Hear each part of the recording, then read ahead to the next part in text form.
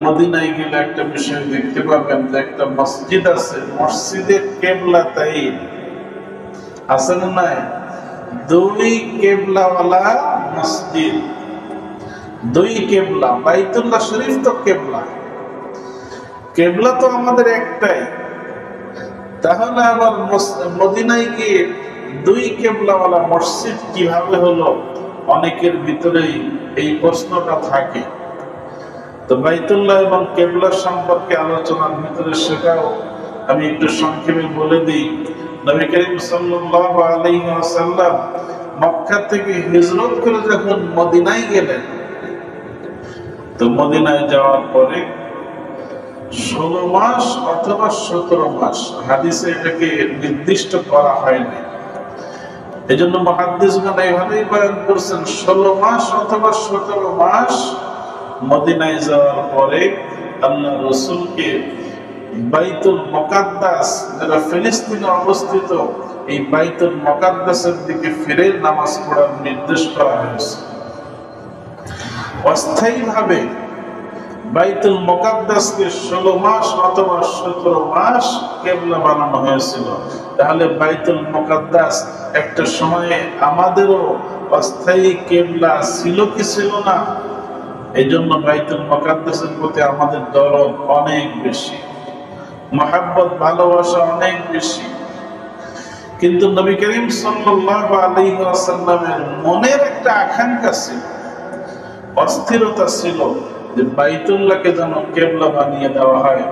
তিনি আসমানের দিকে বারবার চোখ উঁচু করে দেখাতেন যে কখন আল্লাহর পক্ষ থেকে নির্দেশ আসবে যে বাইতুল্লাহকে তোমার জন্য কেবলা বানিয়ে দেওয়া হয়েছে। সূরা বাকারা 144 নম্বর আয়াতের ভিতরে আল্লাহ তাআলা সেই অবস্থাটার বিবরণ দিয়েছেন যে আল্লাহর নবী বারবার আসমানের দিকে তাকাতেন। একেবারে দ্বিতীয় পারার প্রথম পৃষ্ঠায়, قد نرى تقلب وجهك في السماء فلنولينك قبلة ترضاها। হে নবী, আপনি যে আসমানের দিকে বারবার চোখ উঁচু করে তাকান যে কখন আল্লাহর পক্ষ থেকে বিধান আসবে যে বাইতুল্লাহর দিকে ফিরে নামাজ পড়ার হুকুম দেওয়া হয়েছে, আমি সেটা কবুল করে নিলাম।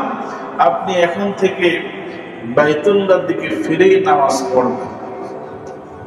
এই আয়াত যখন নাজিল হলো, তখন নবী করিম সাল্লাল্লাহু আলাইহি ওয়াসাল্লাম মদিনার পশ্চিমে বনি সালামার একটা এলাকা ছিল।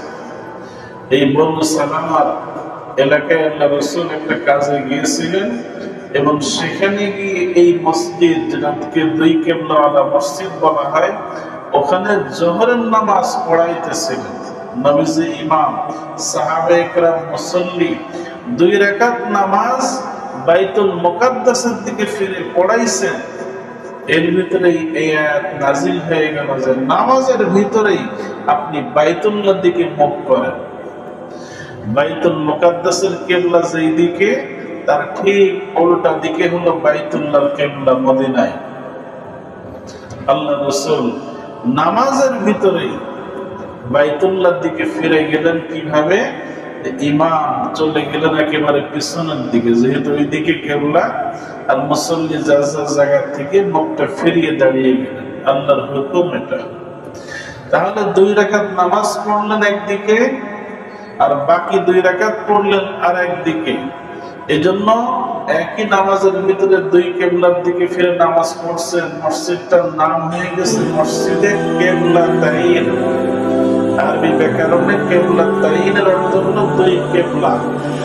2 কেবলাওয়ালা মসজিদ বলা হয় ওইটা একটা ঐতিহাসিক মসজিদ, মসজিদে কেবলাতাইন, মদিনার পশ্চিম